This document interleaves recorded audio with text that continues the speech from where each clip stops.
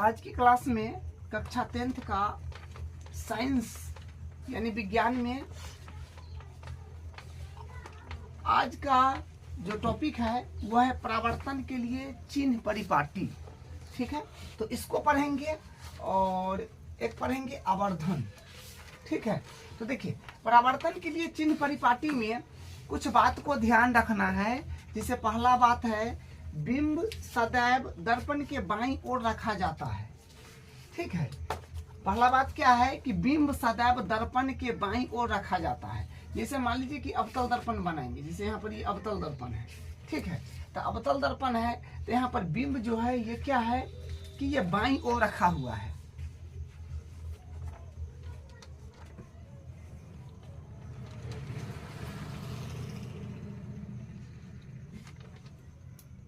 तो ये है अवतल दर्पण। ठीक है, यहाँ पर बिंब जो है ये बाईं ओर रखा गया है। बाईं क्लियर है सबको? देखिए ये हुआ आपका बाईं और ये हुआ दाईं, यानी बायां हाथ हो गया और ये दायां हाथ हो गया, तो ये बायां तरफ रखा हुआ है। ठीक है, तो ये बिंब जो है दर्पण के बाईं ओर है। और यहाँ पर देखिए अगर मान ली उत्तल दर्पण के लिए अगर हम बात करें तो उत्तल दर्पण तो इस प्रकार से बनता है। उत्तल दर्पण जो है ना इस प्रकार से बनता है, ऐसे। इसमें क्या किया है कि ऐसे कर दिया है और अंदर की ओर जो है क्या किया है, पॉलिश कर दिया है। अब वस्तु को यहाँ पर रखा गया है क्या जो है दाईं ओर, तो ये गलत हो जाएगा। ठीक है, क्योंकि दर्पण भी घूम गया है तो ये गलत हो जाएगा। उत्तल दर्पण ये है एक्चुअल में। ठीक है, तो उत्तल दर्पण ये है, तो यहाँ पर ये देखिए ये वस्तु को बाईं ओर रखा गया, तो ये सही बात है और ये भी सही बात है। तो पहला बात आपको ध्यान रखना है कि बिंब सदैव दर्पण के बाईं ओर रखा जाता है। ठीक है, चिन्ह परावर्तन के लिए चिन्ह परिपाटी में पहला जो होगा बिंब सदैव दर्पण के बाईं ओर रखा जाता है, इसको ध्यान रखना है। दूसरा बात, मुख्य अक्ष के समांतर सभी दूरियां दर्पण के ध्रुव से मापी जाती है। क्या है कि मुख्य अक्ष, दूसरा में कि मुख्य अक्ष के समांतर सभी दूरी, मुख्य अक्ष के समांतर सभी दूरियां दर्पण के ध्रुव से मापी जाती है। देखिए ये भी थोड़ा इंटरेस्टिंग बात है। तो कोई भी दूरी जो होगा ना, कोई भी दूरी वो मुख्य अक्ष के समांतर सभी दूरी दर्पण के ध्रुव से मापा जाएगा। जैसे देखिए यहाँ पर ये दर्पण है।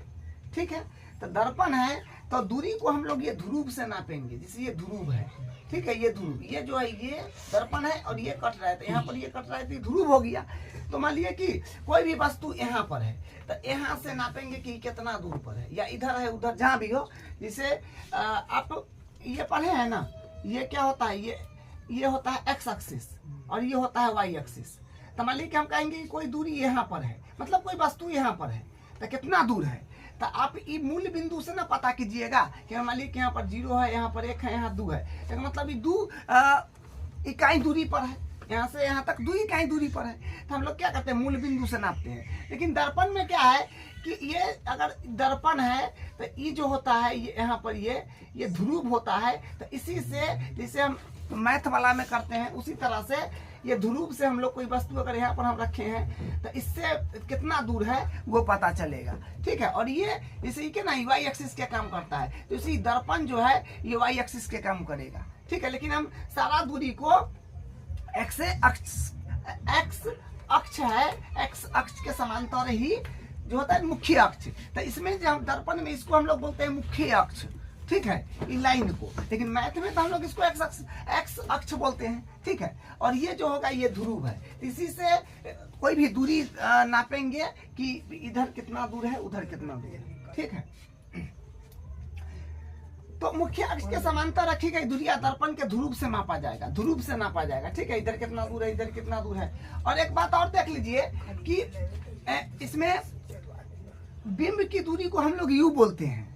ठीक है, प्रतिबिंब दूरी को भी बोलते हैं, फोकस दूरी को एफ बोलते हैं, अब वक्रता त्रिज्या को आर बोलते हैं। ठीक है, ये बात ध्यान रखना है क्या कि बिंब दूरी को यू से रिप्रेजेंट करते हैं और प्रतिबिंब दूरी को भी से रिप्रेजेंट करते हैं। ठीक है, और फोकस दूरी को एफ से रिप्रेजेंट करते हैं और वक्रता त्रिज्या को आर से रिप्रेजेंट करते हैं। फिगर में एक बार समझ लीजिए। जैसे देखिए यहाँ पर जो है ये है अपने पास में ये वस्तु है। ठीक है, ये वस्तु है, और मतलब ये वस्तु है, यहाँ पर दाईं ओर रखा, बाईं ओर, सॉरी, बाईं ओर वस्तु रखा गया है। तो बाईं ओर वस्तु रखा गया तो इसका इमेज यहाँ बन रहा है। आपको ध्यान होगा तो अवतल दर्पण से प्रतिबिंब निर्माण में 6 केस पढ़े थे, तो ये 6ठा केस है। तो यहाँ पर इसका प्रतिबिंब बन रहा है, तो ये प्रतिबिंब बन रहा है। तो ये क्या है, प्रतिबिंब मतलब इमेज, तो ये नकली हुआ। अब वस्तु यहाँ पर है, तो यहाँ से यहाँ तक के दूरी को हम लोग बोलते हैं, क्योंकि ये तो वस्तु है, ऑब्जेक्ट है, बिंब है, तो यहाँ से यहाँ तक के दूरी को हम लोग यू बोलेंगे, यहाँ से यहाँ तक के दूरी को हम लोग यू बोलेंगे, और यहाँ से यहाँ तक के दूरी को भी बोलेंगे, क्योंकि मूल बिंदु से मूल बिंदु यही हो जाएगा, ठीक है, पी ही इसका मूल बिंदु होगा, क्योंकि ये जो है आपका क्या बोलते हैं, मुख्य अक्ष है, और ये है पी ध्रुव। तो ई जो है एकदम 0 0 पर होगा, जैसे यहाँ पर दोनों रेखा काटता है तो 0,0 पर होता है, उसी प्रकार 0,0 पर होगा। तो यहाँ से ना हम लोग पी से ना सब दूरी नापेंगे, तो यहाँ से यहाँ तक वस्तु का दूरी जो होगा ये भी है, तो यही आपका जो है क्या हो जाएगा, ये हो जाएगा प्रतिबिंब दूरी। प्रतिबिंब मतलब दर्पण के अंदर बनने वाला दूरी होगा यहाँ से यहाँ तक, ठीक है। और ये जान गए कि यहाँ से पी से लेकर के एफ, पी से लेकर के जो है ये यहाँ पर जो वस्तु है एफ और पी के बीच में जो वस्तु है, तो पी से लेकर के यहाँ तक की दूरी को यू बोला जाता है, ठीक। तो जान गए कि बिंब दूरी यहाँ से यहाँ तक जहाँ पर तक वस्तु है तो यू बोला जाएगा, उतना दूरी जितना हो, 5 इकाई 10 इकाई 5 मीटर 10 मीटर जो हो, ठीक है। और यहाँ से जो यहाँ तक हो जाएगा पी से लेकर के यह पी है, यहाँ से लेकर के जहाँ पर प्रतिबिंब बन रहा है उसका भी बोलेंगे। तो ये भी समझ गए। फोकस दूरी क्या होता है, देखिए फोकस दूरी जो होता है ये होता है सी और पी के बीच, सी और पी के बीच में जो होगा वो आपका फोकस दूरी होगा, ठीक है। तो सी और पी, तो सी और पी के बीच में फोकस एफ होता है। तो पी से लेकर के एफ तक के दूरी, यहाँ से पी से एफ तक के दूरी को हम लोग क्या बोलेंगे, पी से एफ तक के दूरी को हम लोग बोलेंगे फोकस दूरी, ठीक है। अब है वक्रता त्रिज्या, तो वक्रता त्रिज्या यहाँ तक होगा सी, क्योंकि हम लोग क्या करते हैं, आपको पता है कि ये आपका वृत्त है, तो यहाँ पर कहीं पर केंद्र रहा होगा, कहीं पर क्या होगा, केंद्र रहा होगा।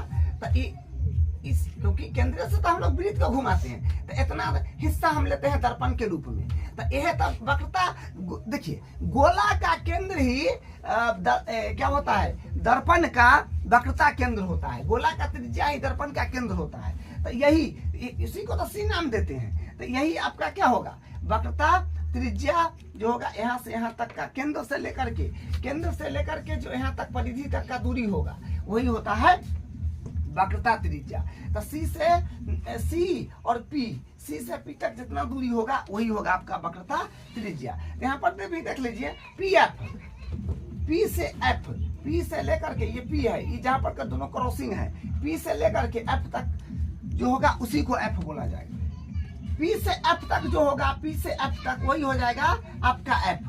और उसके बाद आर जो होगा ये आर है, कहाँ गया, यहाँ से यहाँ तक, पी से लेकर के ध्रुव से लेकर के वक्रता केंद्र, सी से लेकर के वक्रता केंद्र तक की दूरी को हम लोग आर बोलते हैं। तो सी पी जो होगा ये आर के बराबर हो जाएगा, ठीक है। तो तीसरा देखिए ध्रुव, तो ध्रुव यानी मूल बिंदु, ठीक है। ये ध्रुव जो है क्या बताए कि ये जो है ये ऐसे घुमा हुआ है, लेकिन मैथ में वाई एक्सिस होता है, ठीक है। तो जहां पर ये वाला दर्पण को जिसके साथ कट रहा है पी, यहाँ पर यह है ना, ये दर्पण के ये पी होता है, जहां पर ये काट रहा होता है, तो उसको मूल बिंदु माना जाता है, ठीक है, ध्रुव को। तो मूल बिंदु के दाईं ओर या ध्रुव के दाईं ओर की सभी दूरी धनात्मक होता है। हाँ, धनात्मक को पॉजिटिव बोलते हैं, POSITIV भी, ठीक है। इसको प्लस भी ई से रिप्रेजेंट करेंगे।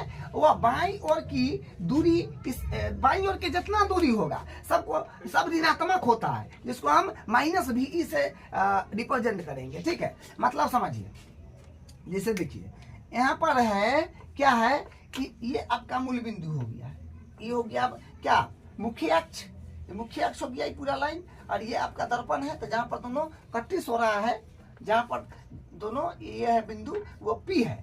तब पी से इधर जिसे क्या होता है, ये होगा आपका एक्स एक्सिस, ये वाई एक्सिस मैथ के हिसाब से। तो इधर होगा, ये हुआ आपका दायां, दाहिना दाई, ये हुआ आपका बाई, ठीक है, ये हुआ दाई, ये हुआ बाई। तो दाहिना बगल जो होगा ना, हम सिर्फ काल्पनिक अक्ष का बात करेंगे, सॉरी मुख्य अक्ष का बात करेंगे, ठीक है। ये क्या है, मुख्य अक्ष है, तो मुख्य अक्ष का सिर्फ हम बात करेंगे। तो एक्स एक्सिस हुआ जो मुख्य अक्ष दर्पण में जिसको हम बोल रहे हैं, दर्पण में ई लाइन को हम क्या बोल रहे हैं, मुख्य अक्ष। यहाँ पर ये एक्स अक्ष के तरह काम करता है। तो इनने के सब दूरी जो होगा यहाँ पर लाइन के कितनों भी अनंत तक सब प्लस में होगा। तो दाहिना हाथ के तरफ है तो दाई हो गया, और उनने काली जितना दूरी होगा, इनने काली जितना दूरी होगा ये सब होगा आपका माइनस में, ठीक है। इधर का सब दूरी माइनस में होगा, तो बाईं ओर का दूरी माइनस में होगा। वही बात यहाँ पर लिखा हुआ है कि ध्रुव के दाईं ओर की सभी दूरियां धनात्मक व बाईं ओर की सभी दूरियां ऋणात्मक। तो दाहिना तरफ जितना होगा एक्स अक्ष का जितना भी वैल्यू होगा तो ये आपका होगा धनात्मक दाईं ओर का, और बाईं ओर का जितना होगा ये होगा ऋणात्मक। उसी प्रकार यहाँ पर P से इन्ने चलिएगा तो ये होगा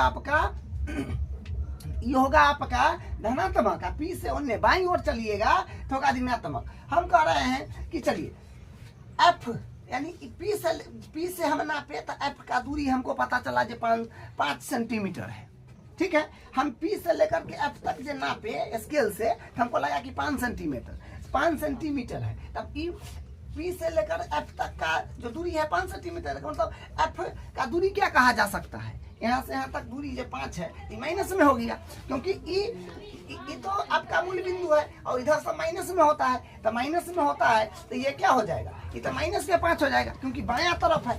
तो यहाँ से यहाँ तक की दूरी P से F 5 सेमी पर है, तो F का मान होगा माइनस का 5, क्योंकि बाईं तरफ है तो माइनस में होगा, ठीक है। और अगर देखा जाए तो त्रिज्या एकरे ना बोलते हैं, वक्रता केंद्र से दर्पण तक जो आइएगा ध्रुव तक नापिएगा तो वो आपका हो जाएगा त्रिज्या, ठीक है। और तो आर हो जाएगा। और ये बात जानते हैं कि फोकस दूरी वक्रता त्रिज्या का आधी होती है, ठीक है। तो या वक्रता त्रिज्या फोकस दूरी वक्रता त्रिज्या का दुगुनी होती है। तो यहाँ पर क्या होगा, आर जो होगा त्रिज्या 2f होगा, मतलब 2 टाइम f होगा आर का। तो ई 5 है तो इधर भी 5 होगा, क्योंकि तो मध्य बिंदु पर होता है f। तो 10 हो जाएगा, 5 या 5 10। तो फिर इधर गए इधर तो माइनस में 10 होगा, तो r बराबर माइनस का 10 सेंटीमीटर हो जाएगा, ठीक है। तो ये बात भी आप समझ गए। देखिए यहाँ पर एक और फिगर है, देख लीजिए। देखिए जैसे यहाँ पर ये वस्तु है, तो वस्तु रखा हुआ है, तो ये वस्तु यहाँ पर है, और यहाँ पर क्या है कि ये बिंब है, क्योंकि ये है अंदर में प्रतिबिंब बन रहा है। यहाँ पर जो है वस्तु रखा हुआ है, ठीक है, और ये प्रतिबिंब है, ठीक। यहाँ पर जो है ये वस्तु है, ये प्रतिबिंब है, तो ये बन रहा है। तो यहाँ से यहाँ तक जो हम नापे तो पता चला कि मान लीजिए 3 सेंटीमीटर है। तो 3 सेंटीमीटर है तो क्या हुआ, मतलब ध्रुव से जो दर्पण के अंदर प्रतिबिंब, क्योंकि हम वस्तु यहाँ रखे थे, तो वस्तु यहाँ रखे थे, तो ध्रुव से जो वस्तु है अंदर में बन रहा है वो 3 सेंटीमीटर के दूरी पर है। तो भी का मान हो गया क्या, भी को क्या बोलते हैं, भी तो होता है प्रतिबिंब दूरी, प्रतिबिंब तो दर्पण के अंदर बन रहा है। तो यहाँ पर क्या हो गया, 3 सेंटीमीटर दूर हो गया वस्तु जो प्लस का होगा, पॉजिटिव। इधर दाईं ओर दाहिना तरफ पॉजिटिव होता है, यू इधर। कहने का मतलब क्या है कि देखिए जितना समतल दर्पण में आप जितना, ये तो आपका हो गया क्या, देखिए 3 सेंटीमीटर इधर हम वस्तु को रखे हैं, ठीक है। इधर 3 सेंटीमीटर दूर वस्तु है 3 सेंटीमीटर दूर, तो प्रतिबिंब बनेगा 3 सेंटीमीटर ही दूर बनेगा, ठीक है। वस्तु को 3 सेंटीमीटर दूर रखेंगे तो प्रतिबिंब 3 सेंटीमीटर दूर बनेगा, ठीक है। ये बात भी समझ गया। तो वही यहाँ पर जो है u के मान 3 है, यहाँ से यहाँ तक की दूरी 3 है, 3 सेंटीमीटर पर वस्तु रखा था, तो अंदर में प्रतिबिंब 3 सेंटीमीटर दूर हट के बन जाएगा, ठीक है। तो u हो गया 3 सेंटीमीटर। f देख लीजिए, हाँ, तो ये 3 है, तो यहाँ तक जो 3 है, तो f जो हो जाएगा आपका 6 हो जाएगा। f जो है ये 6 हो जाएगा। और देखिए यहाँ से यहाँ तक 3 है, तो एक दुगुना यहाँ पर 3 दूनी 6 हो जाएगा, और 6 f जो होता है 2r होता है, ठीक है। सॉरी, r जो होता है, r क्या जो होता है, r हो जाएगा, r बराबर जो आप देखे थे 2f के बराबर होता है। तो यहाँ तक 3 दूनी 6, यहाँ तक 6 हो जाएगा ना, और 6 दूनी 12, तो त्रिज्या जो हो जाएगा 12 सेंटीमीटर, ठीक है। त्रिज्या 12 सेंटीमीटर हो जाएगा यहाँ तक, ठीक। तो ये बस बेसिक बात है जो आप समझ रहे हैं, बस सब वही दूरी है, जो ये इतना दूर है तो ये कितना दूर होगा वो सब बात है। चौथा में मुख्य अक्ष की लंबवत ऊपर की ओर मापी गई दूरियां पॉजिटिव बताते हैं ना, धनात्मक को प्लस भी से, वह नीचे की ओर मापी गई दूरियां माइनस भी ऋणात्मक होती है। अब देखिए, अब हम लोग दूरी को अभी क्या कर रहे थे, मुख्य अक्ष, ठीक है, जिसको एक्स एक्सिस बोलते हैं मैथ में, ठीक है, ये लाइन। तभी हम लोग एक्स एक्सिस पर हम लोग दूरी नाप रहे थे। अब हम लोग क्या करेंगे, ऊपर नीचे मतलब हाइट में नापेंगे, ऊंचाई पर ऊपर में कितना होगा और नीचे में कितना होगा, ऐसे नापेंगे, ठीक है, वाई अक्ष के अकॉर्डिंग नापेंगे, ठीक है। तब देखिए यहाँ पर हम वस्तु एक रख दिए, वही बात यहाँ पर लिखा है कि मुख्य अक्ष की लंबवत ऊपर की ओर मापी गई दूरियां प्लस में ऊपर की ओर प्लस में वो नीचे की ओर मापी गई दूरियां माइनस में होता है, ठीक है। तो ये मान लिया कि हाँ, कोई भी वस्तु जो होता है ना, वो जो होता है वो 90 डिग्री पर होता है, 90 डिग्री पर सीधा खड़ा होता है, इसलिए 90 डिग्री। मान ली 10 सेंटीमीटर ऊंचा वस्तु है, तो 10 सेंटीमीटर ऊंचा वस्तु है, तो इसका प्रतिबिंब जो है ये यहाँ पर बनेगा सी और एफ के बीच 5 सेंटीमीटर। जब वस्तु को हम लोग अनंत और सी के बीच में रखते थे तो कौन कैसा केस बनता था, ठीक है, जब बोले छह केस याद रखिएगा। तो यहाँ पर ये 5 सेंटीमीटर का जो है प्रतिबिंब बनेगा, जो सी और एफ के बीच हो जाएगा, ठीक है। तो लेकिन यहाँ पर देखिए माइनस भी, हाँ, ये तो समझाने के लिए है कि आपको समझाते आ रहे हैं ना बार बार कि इसमें जैसे मैथ में हम लोग एक्स एक्सिस हुआ, वाई एक्सिस हुआ, तो इधर दाहिना और पॉजिटिव, बायां और निगेटिव, ऊपर में जो होता है ये वाई पर ये पॉजिटिव, नीचे निगेटिव। तो ये देखिए ध्यान दीजिए, ऊपर मुहे जो ये बना है ऊपर में ये, तो ये पॉजिटिव हो गया 10 सेंटीमीटर, और नीचे बना तो निगेटिव हो गया। बिंब की ऊंचाई एच या एच, देखिए बिंब की ऊंचाई मतलब जो हम दर्पण में हम देख रहे हैं उसमें बन रहा है, वो हो गया प्रतिबिंब, हम हो गए बिंब या वस्तु या ऑब्जेक्ट, ठीक है। बिंब की ऊंचाई एच या एच ऑफ ऑब्जेक्ट, ठीक है, हाइट ऑफ ऑब्जेक्ट कितना है 10 है। देखिए क्या मतलब, बिंब की ऊंचाई को हम लोग एच या ओ मतलब ऑब्जेक्ट, ये असली में वस्तु है तो ऑब्जेक्ट है, तो हाइट ऑफ मतलब वस्तु के ऊंचाई को हम लोग एच ओ से रिप्रेजेंट कर देंगे। इतना बड़ा लिखने के जगह इतना मतलब इतना शॉर्टकट में लिख सकते हैं, ये भी एकदम जो है इसी चीज को रिप्रेजेंट करेगा। एच ओ बिंब की ऊंचाई को रिप्रेजेंट करेगा, समझ रहे हैं ना। ओ मतलब ऑब्जेक्ट, एच मतलब ऊंचाई, हाइट, ठीक है। तो ऑब्जेक्ट, हाइट ऑफ ऑब्जेक्ट, ठीक है, तब प्लस का है क्योंकि ऊपर में है तो प्लस का हो जाएगा, ऊपर ऊंचा गया तो प्लस, और है प्रतिबिंब की ऊंचाई, तो इसको हम लोग एच डॉट से रिप्रेजेंट करेंगे, या आई का मतलब होता है इमेज, प्रतिबिंब को इंग्लिश में बोलता है इमेज। तो इमेज, हाइट ऑफ इमेज, तो इमेज मतलब प्रतिबिंब, नकली कहते हैं, नकली नहीं, हाइट ऑफ इमेज जो उसके द्वारा प्रतिबिंब बनेगा, ठीक है, प्रतिबिंब को हम लोग इमेज बोलते हैं। तो इसका इमेज की ऊंचाई को, प्रतिबिंब की ऊंचाई, प्रतिबिंब को इमेज बोलते हैं, तो प्रतिबिंब की ऊंचाई को एच डॉट से रिप्रेजेंट कर दीजिए या एच आई से रिप्रेजेंट कर दीजिए। एच आई बराबर अगर कहीं पर लिखा हुआ है, एच आई बराबर कहीं पर लिखा हुआ है माइनस का 20, तो समझ जाइए कि प्रतिबिंब की ऊंचाई है माइनस का 20, जो नीचे मुंह है। माइनस क्या रिप्रेजेंट करेगा, नीचे मुंह, प्लस की रिप्रेजेंट करेगा ऊपर मुंह, तो प्लस में रहेगा तो एच ओ देगा, तब ना होगा बिंब की ऊंचाई। चलिए अब देखिए, तो ये बात जान गया ना, बिंब की ऊंचाई को एच से रिप्रेजेंट करिएगा या एच ओ से रिप्रेजेंट कीजिएगा, जो है ऊंचाई वो लिखा हुआ है। अब बिंब की ऊंचाई को एच डॉट से या एच आई से रिप्रेजेंट कीजिएगा, तो ये माइनस में है तो माइनस में लिखा गया, ठीक है। अब देखिए, अब दर्पण सूत्र का हम लोग बात करते हैं। दर्पण सूत्र ये भी प्रूफ आपको अगले क्लास में कराएंगे, ठीक है, ये प्रूफ करना है आपको, ठीक है। अभी हम लिख दिए हैं दर्पण सूत्र, एक बार के लिए डायरेक्ट याद रखिएगा। दर्पण सूत्र क्या होता है, 1/f बराबर 1/v प्लस 1/u। दर्पण सूत्र क्या होता है, 1/f बराबर 1/v प्लस 1/u। 1/f बराबर 1/v प्लस 1/u, डायरेक्ट आप इसको याद रखिएगा। u का मतलब बिंब की दूरी, वस्तु दर्पण से कितना दूर है।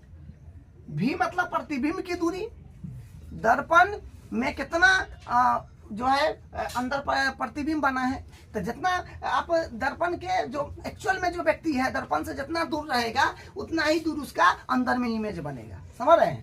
और एफ मतलब फोकस दूरी, तो ये सब काम आएगा आपको। यू क्या चीज होता है, जब न्यूमेरिकल करेंगे तो आपको यही सब चीज से न्यूमेरिकल आपका बनेगा। यू कहाँ पर होता है, भी कहाँ पर होता है, एफ कहाँ पर होता है। यू होगा प्रतिबिंब दूरी, भी होगा यू होगा बिंब दूरी, भी होगा प्रतिबिंब दूरी, और एफ होगा फोकस दूरी। ठीक है, देखिए क्या है, किसी गोलीय दर्पण के लिए बिंब दूरी, प्रतिबिंब दूरी व फोकस दूरी में संबंध बताने वाला सूत्र क्या है कि किसी गोलीय दर्पण, भाई दर्पण सूत्र क्या है, दर्पण सूत्र क्या होता है, किसी गोलीय दर्पण के लिए बिंब दूरी, कोई भी गोलीय दर्पण लीजिए, गोलीय दर्पण दो प्रकार का होता है, अवतल उत्तल। तो कोई भी गोलीय दर्पण लीजिए और उसका बिंब दूरी और प्रतिबिंब दूरी और फोकस दूरी में संबंध बताता है।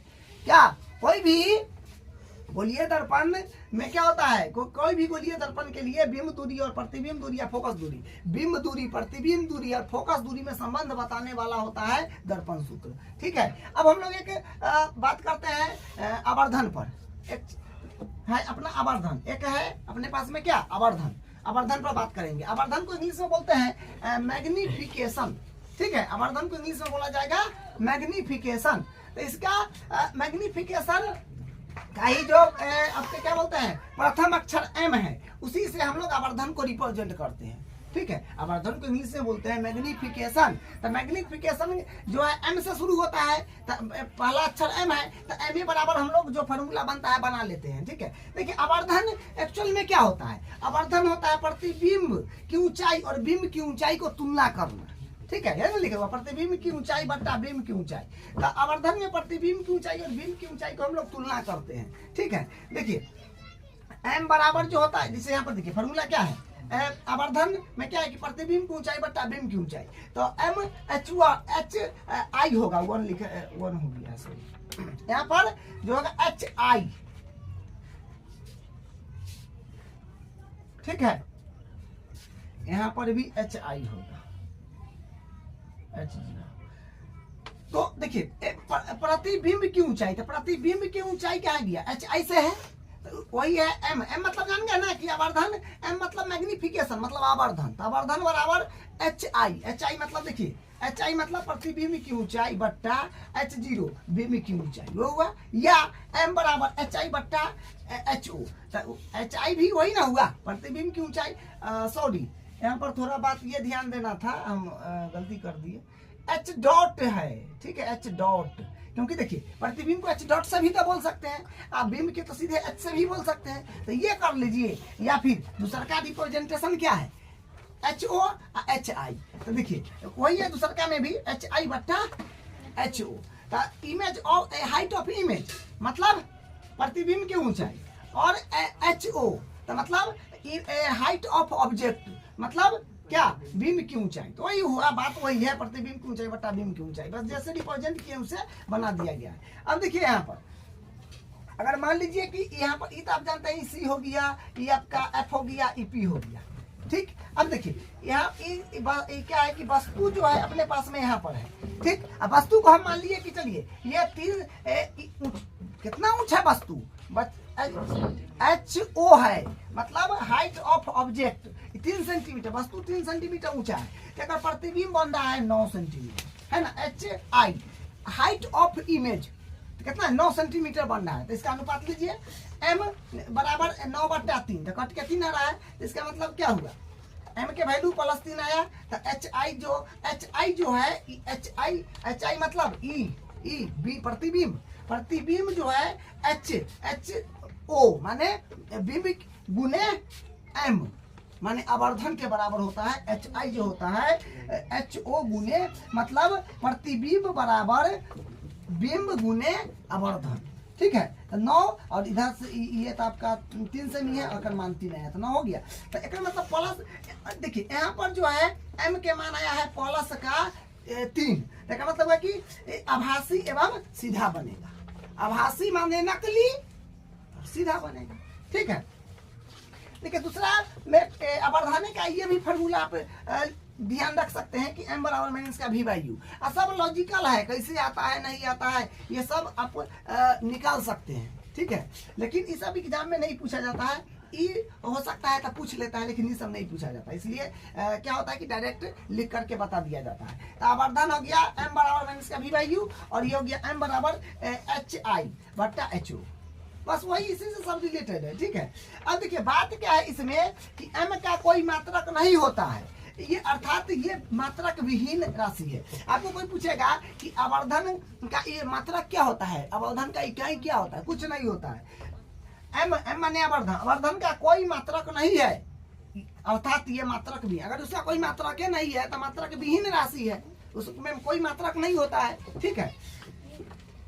अब देखिए यहाँ पर कुछ बात को ध्यान दीजिएगा। अगर मान लीजिए देखिए हम लोग अभी ऑब्जेक्ट यानी बिंब और प्रतिबिंब में कुछ आपको संबंध बताते हैं। देखिए HI मतलब प्रतिबिंब, हाइट ऑफ इमेज माने प्रतिबिंब जो दर्पण के अंदर बन रहा है, बराबर HO मतलब वस्तु, बिंब वस्तु की ऊंचाई, माने ये हुआ प्रतिबिंब जो नकली हो चाहे असली हो, जो आपका HI जो प्रतिबिंब बन रहा है, और ये आपका HO जो आप वस्तु है जो एक्चुअल में खड़ा है।